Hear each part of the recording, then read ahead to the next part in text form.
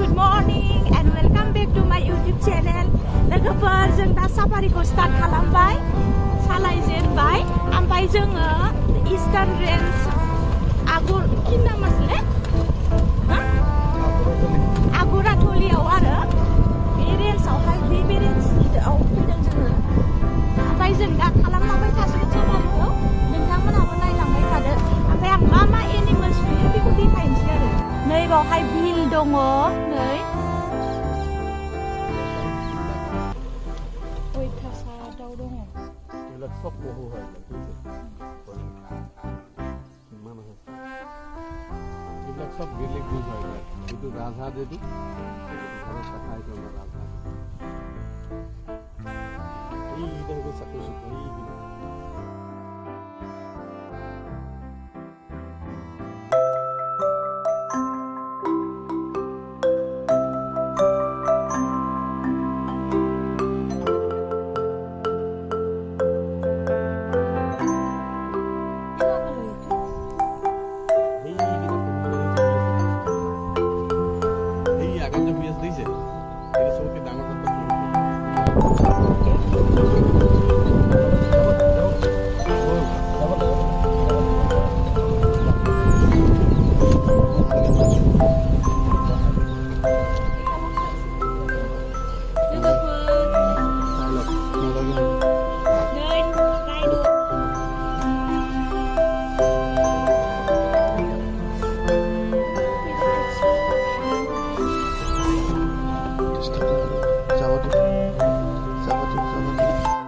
लोगोफोर बावहाय मै, ओमफ्राय हांसो सिलारि, ओमफ्राय गान्दा बिराद दङ आरो।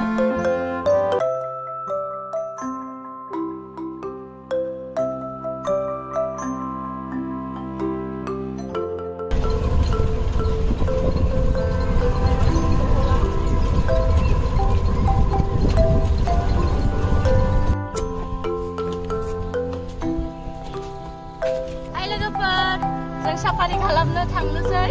आरोबाव जों बाव रेस्ट लाबोदोंमोन, आरोबाव जोङो एकदम हाग्रा गेजेरजों हाबनोसै आरो। ओमफ्राय जों दा माने इलिफेन्ट, टाइगार जेबो नुथ'वाखै। दा जों नुगोन ना नुवा नायनायनोसै आरो मा जायो। ओइ दादामोनबो दं।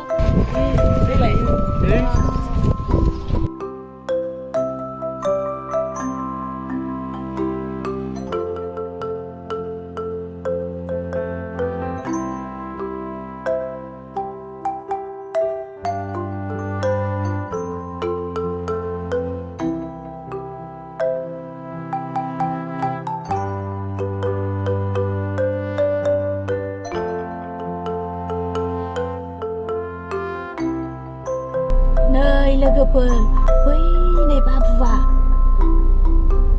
जोङो टाइगारखौ नुवासै, टाइगारनि खिखौसो नुबाय, आगान नुबाय, ओमफ्राय खिखौ नुबाय आरो। लोगोफोर नायलाय, जोंखौ लामाखौ होथेबाय ब्लक खालामनानै। आगदाथिंबो जि फैबाय, थांनो हायासै जों बाव नेगासिनो, लामायावनो होथेबाय।